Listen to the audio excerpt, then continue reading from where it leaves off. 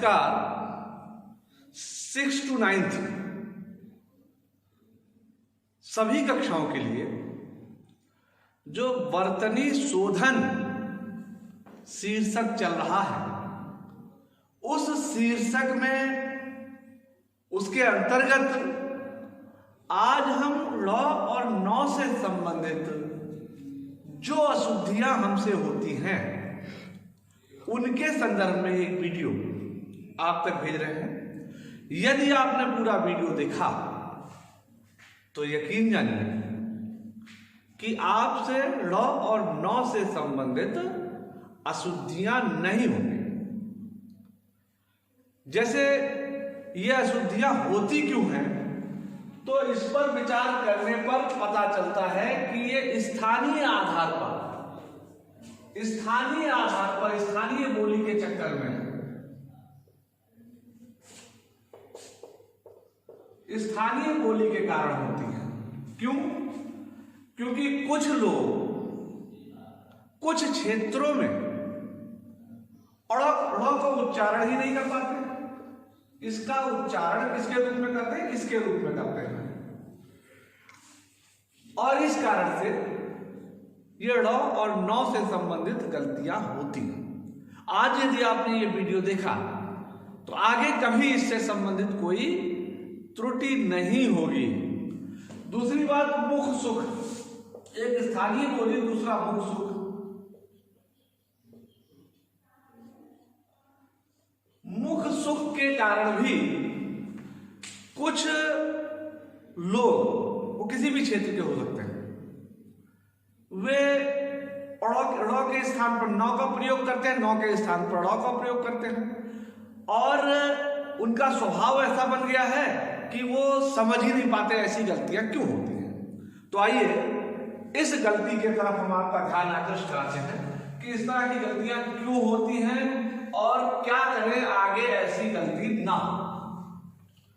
तो देखिए, पहला नियम है इससे संबंधित, पहला नियम कि ये जो री वर्ण है, र वर्ण, सौ, इन वर्णों के बाद ना का प्रयोग नहीं होता। इन वर्णों के बाद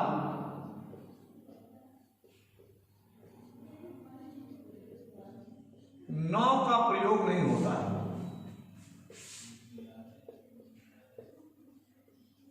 नहीं होता है, ये ध्यान दीजिए। जैसे बहुत लोग करते क्या है, और अशुद्ध हो जाता है शब्द, अशुद्ध और शुद्ध।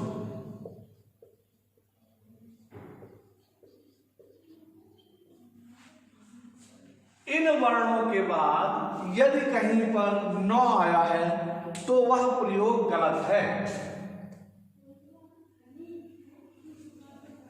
जैसे लोग क्या करते हैं, ऋण शब्द है,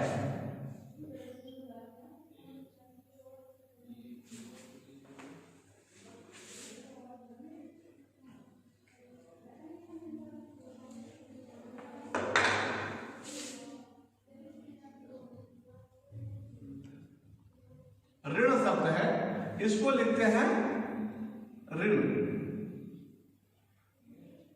ये प्रयोग गलत है, री हो गया। ऐसे ही चरण,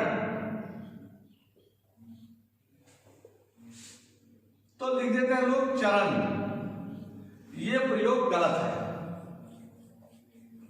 फिर प्रण, लिख देंगे प्रण, ये प्रयोग गलत है।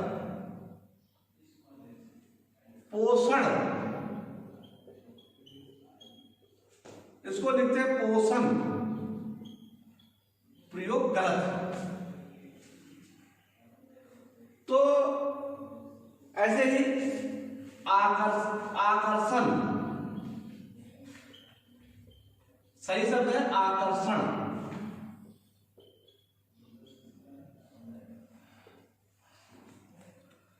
तो आपने देखा री, र और सौ, इन वर्णों के बाद कभी भी ना का प्रयोग नहीं होता है। यदि आपने किया तो ये प्रयोग गलत हो जाएगा।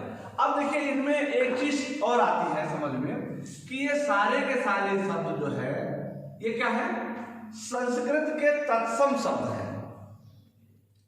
यानी दूसरा नियम होगा कि तत्सम शब्दों में न का प्रयोग निषिद्ध होता है। तत्सम शब्दों में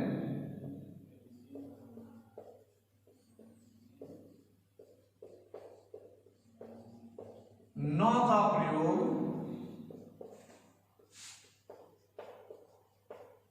वर्जित है।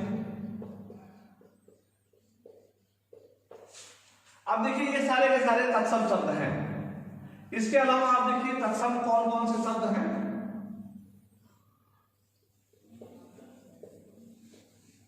जैसे किरण, अब यदि आपने यहां अशुद्ध प्रयोग हो जाएगा, यदि आपने इसको किरण लिखा, यदि आपने किरण कर दिया तो अशुद्ध हो जाएगा। ऐसे कृष्ण, कृष्ण तत्सम शब्द है, इसको आपने कृष्ण लिख दिया तो यह तद्भव हो जाएगा, यह संस्कृत का तत्सम शब्द नहीं रहेगा। ऐसे क्षीण, इसको आप छीन नहीं लिख सकते, यदि आपने छीन लिख दिया तो तद्भव हो गया। इसी तरह से प्रमाण, इसको हम प्रमाण लिख देंगे तो ये तत्सम नहीं रहेगा, तद्भव हो जाएगा। ऐसे ही व्याकरण,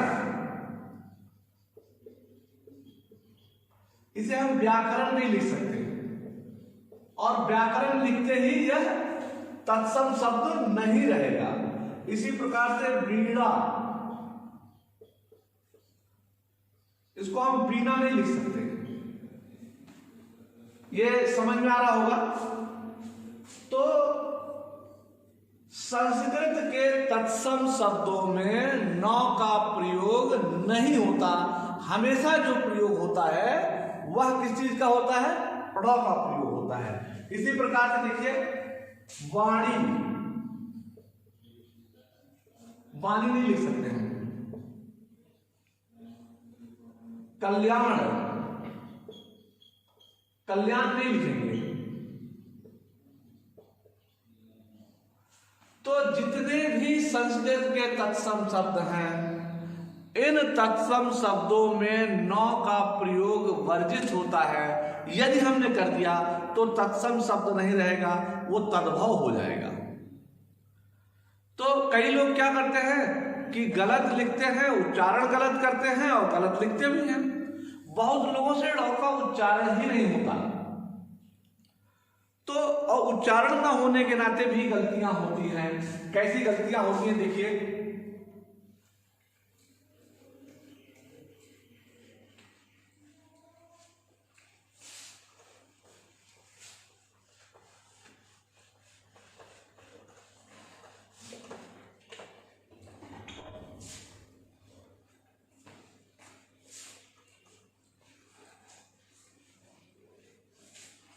यदि ण वर्ण आधा आया है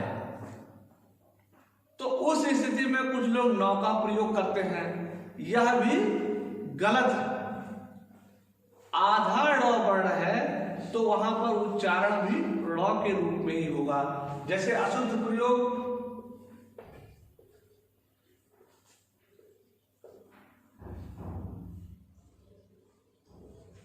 ये शब्द है पुण्य, इसको कुछ लोग ण का उच्चारण ही नहीं कर पाते तो पुण्य लिखते हैं,